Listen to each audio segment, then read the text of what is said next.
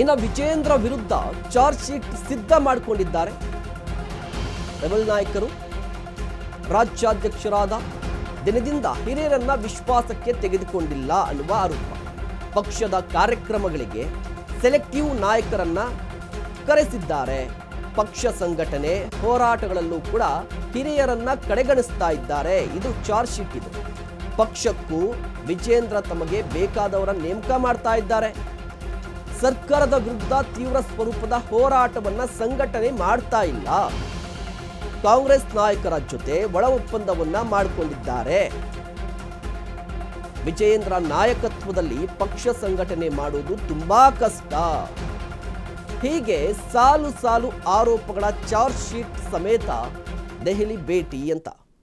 ಮುಖ್ಯವಾಗಿ ಯಾವೆಲ್ಲ ಆರೋಪಗಳಿದೆ ವಿಜಯೇಂದ್ರ ವಿರುದ್ಧ ಅಂತ ಹೇಳಿದ್ರೆ, ಪಕ್ಷದ ಸಂಘಟನೆಯಲ್ಲಿ ಹಿರಿಯರನ್ನ ಕಡೆಗಣಿಸ್ತಾ ಇದ್ದಾರೆ, ಮೂಲೆ ಗುಂಪು ಮಾಡ್ತಾ ಇದ್ದಾರೆ.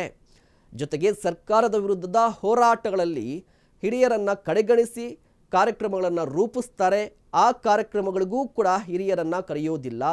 ಕೇವಲ ಸೆಲೆಕ್ಟಿವ್ ಮೆಂಬರ್ಸನ್ನು ಮಾತ್ರ, ಅರ್ಥಾತ್ ವಿಜಯೇಂದ್ರ ಅವರಿಗೆ ಯಾರು ಆಪ್ತರಾಗಿರ್ತಾರಲ್ವ ಅವರನ್ನು ಮಾತ್ರ ಕರೆಯುತ್ತಿದ್ದಾರೆ. ಈ ಮೂಲಕವಾಗಿ ಕಂಪ್ಲೀಟ್ ಆಗಿ ವಿಜಯೇಂದ್ರ ರಾಜ್ಯಾಧ್ಯಕ್ಷರಾದ ದಿನದಿಂದ ಕೂಡ ಇಲ್ಲಿಯವರೆಗೂ ಸೀನಿಯರ್ ಲೀಡರ್ಗಳನ್ನು ವಿಶ್ವಾಸಕ್ಕೆ ತೆಗೆದುಕೊಳ್ಳದೆ ಏಕಪಕ್ಷೀಯವಾಗಿ ನಿರ್ಧಾರಗಳನ್ನು ತೆಗೆದುಕೊಳ್ತಾ ಇದ್ದಾರೆ ಅನ್ನುವ ಆರೋಪ. ಜೊತೆಗೆ ಸರ್ಕಾರದ ಜೊತೆ ವಿಜಯೇಂದ್ರ ಒಳ ಒಪ್ಪಂದವನ್ನು ಮಾಡಿಕೊಂಡಿದ್ದಾರೆ. ಹೊಂದಾಣಿಕೆಯ ರಾಜಕಾರಣ ಮಾಡ್ತಾ ಇದ್ದಾರೆ ವಿಜಯೇಂದ್ರ. ಇಂತಹ ಪರಿಸ್ಥಿತಿಯಲ್ಲಿ ನಾವು ಸಂಘಟನೆ ಮಾಡೋದು ಕಷ್ಟ ಅಂತ ಹೇಳಿರುವಂಥದ್ದು. ಈ ಬಗ್ಗೆ ಇನ್ನಷ್ಟು ಮಾಹಿತಿಯನ್ನು ಪಡೆಯೋಣ. ನಮ್ಮ ಪ್ರತಿನಿಧಿ ಐಶ್ವರ್ಯ ದೂರವಾಣಿ ಸಂಪರ್ಕದಲ್ಲಿದ್ದಾರೆ. ಐಶ್ವರ್ಯ, ಮುಖ್ಯವಾಗಿ ಇವತ್ತು ನಿಜವಾಗ್ಲೂ ಕೂಡ ಹೈಕಮಾಂಡ್ ನಾಯಕರನ್ನ ಭೇಟಿ ಮಾಡ್ತಾರಾ? ಒಂದು ವೇಳೆ ಭೇಟಿ ಮಾಡಿದ್ರೆ ಏನೆಲ್ಲ ದೂರುಗಳನ್ನ ಸಲ್ಲಿಸಬಹುದು ಅಂತ?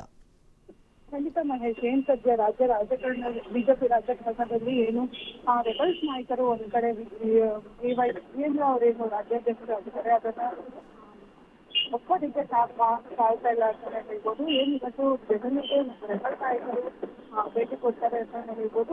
ಭೇಟಿ ಹಿನ್ನೆಲೆಯಲ್ಲಿ ನಿನ್ನೆ ಮೈಸೂರಿಗೆ ಚಾಮುಂಡೇಶ್ವರಿ ದರ್ಶನ ಕೂಡ ಮಾಡಿ ಬಂದಿದ್ದಾರೆ. ಚಾಮುಂಡಿ ದರ್ಶನ ಮಾಡಿ ಸಂಜೆ ಕೂಡ ಒಂದು ಸಭೆಯನ್ನ ಮಾಡಿರುವಂತದ್ದು. ಅಂದ್ರೆ ಇವತ್ತು ಏನ್ ಡೆಲ್ಲಿಗೆ ಹೋಗ್ತಿದ್ದಾರೆ, ಅಲ್ಲಿ ಯಾವ್ಯಾವ ವಿಚಾರಗಳನ್ನು ಪ್ರಸ್ತಾಪ ಮಾಡಬೇಕು, ಯಾವ್ಯಾವ ಅವರ ಏನು ಅಳವುಗಳಿರ್ತಾರೆ ಅದನ್ನ ಯಾವ ರೀತಿಯಲ್ಲಿ ಹೇಳ್ಬೇಕು ಅನ್ನೋದನ್ನ ಒಂದು ಸಭೆ ಮೂಲಕ ಮಾಡಿದ್ದಾರೆ ಅಂತ ಹೇಳ್ಬೋದು. ಏನ್ ಇವತ್ತು ಸದ್ಯ ದೆಹಲಿಗೆ ಹೋಗ್ತಿದ್ದಾರೆ, ಏನು ಅಧ್ಯಕ್ಷನ ನಡ್ಡಾಳವನ್ನು ಏನ್ ಭೇಟಿ ಮಾಡ್ಲಿಕ್ಕೆ ಹೋಗ್ತಿದ್ದಾರೆ. ನಡ್ಡಾ ಅವರು ಇನ್ನು ಸಮಯ ಕೂಡ ನಿಗದಿ ಮಾಡಿಲ್ಲ, ಇನ್ನು ಸಮಯ ಕೊಟ್ಟಿಲ್ಲ ರೆಬಲ್ಸ್ ನಾಯಕರಿಗೆ ಅಂತ ಹೇಳ್ಬೋದು. ಇನ್ನು ಇವತ್ತು ಕೂಡ ರೆಬಲ್ಸ್ ನಾಯಕರು ದೆಹಲಿಯಲ್ಲೇ ಉಳ್ಕೊಳ್ತಾರೆ ಅಂತ ಹೇಳ್ಬೋದು. ಇನ್ನು 2-3 ದಿನಗಳ ಕಾಲ ದೆಹಲಿಯಲ್ಲೇ ಉಳ್ಕೊಂಡು ನಡ್ಡಾ ಅವರ ಸಮಯ ಸಿಕ್ಕ ಕೂಡಲೇ ಅವರು ನಮ್ಮ ಏನು ಒಂದು ದೂರಿದೆ ಅದನ್ನ ದೂರನ್ನ ಸಲ್ಲಿಸಿಯೇ ಬರ್ತೇವೆ. ಸಂಪರ್ಕ ಕಡಿತವಾಗಿದೆ. ರಾಜ್ಯ ಬಿಜೆಪಿಯಲ್ಲಿ ಬಡವಡಿದಾಟ ನಡೀತಾ ಇದೆ. ಇವತ್ತೇ ಬ್ರೇಕ್ ಬೀಳುತ್ತಾ ಅಂತ ಹೇಳಿದ್ರೆ ಗೊತ್ತಿಲ್ಲ. ಆದರೆ ಬಿಜೆಪಿಯಲ್ಲಿರುವಂಥ ಒಂದಿಷ್ಟು ರೆಬಲ್ ನಾಯಕರು ದೆಹಲಿಗೆ ಹೋಗ್ತಾ ಇದ್ದಾರೆ.